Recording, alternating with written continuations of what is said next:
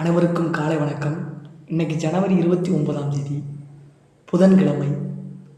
ரஷ்ய சிறுகதை எழுத்தாளர் ஆண்டன் பாவ்லோவிச் செக்கவ், அதான் ஆண்டன் செக்கவ் அப்படின்னு சொல்லுவோம். அதனால் ஆண்டன் பாவ்லோவிச் செக்கவ் உலக புகழ்பெற்ற ரஷ்ய சிறுகதை எழுத்தாளரும் நாடக ஆசிரியருமான ஆண்டன் பாவ்லோவிச் செக்கவ் ஜனவரி 29ஆம் தேதி ரஷ்யாவின் டகான்ராக் என்ற ஊரில் பிறந்தார். 1860ஆம் ஆண்டு.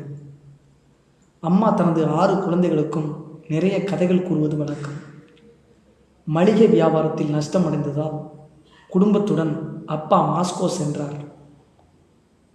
செக்கோவ் மற்றும் சொந்த ஊரிலேயே பள்ளி படிப்பை தொடர்ந்தார்.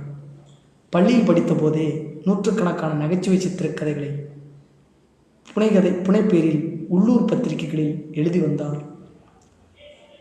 அந்த வருமானம் பொருளாதார ரீதியில் கஷ்டப்பட்டு கொண்டிருந்த தன் குடும்பத்துக்கு பெரும் ஆதரவாக இருந்தது. 1879இல் நிதி உதவி கிடைத்ததால் மருத்துவம் பயின்றார். மருத்துவராக பணியாற்றி கொண்டே சிறுகதைகளை எழுதத் தொடங்கினார். இவரது கதைகள் மாஸ்கோ, பீட்டர்ஸ்பர்க் பத்திரிகைகளில் வெளிவந்தன. 5 ஆண்டுகளுக்குள் 400க்கும் மேற்பட்ட சிறுகதைகள் எழுதினார்.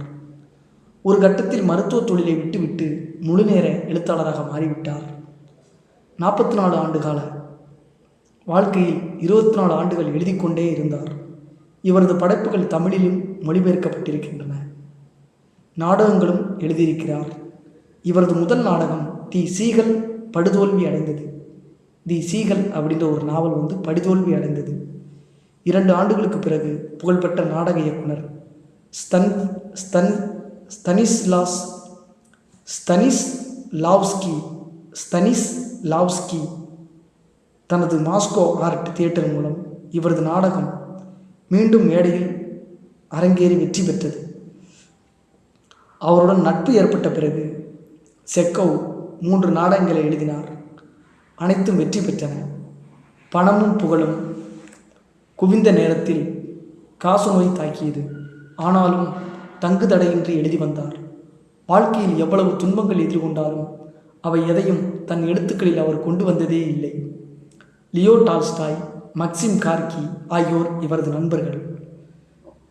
தன் எழுத்துக்களில் சீர்திருத்த கருத்துக்களையோ தர்ம நெறிகளையோ உபதேசம் செய்ததில்லை. திறமையோடு எதிலும் ஒரு அழகோடும் செயல்பட வேண்டும். நல்ல மனிதன்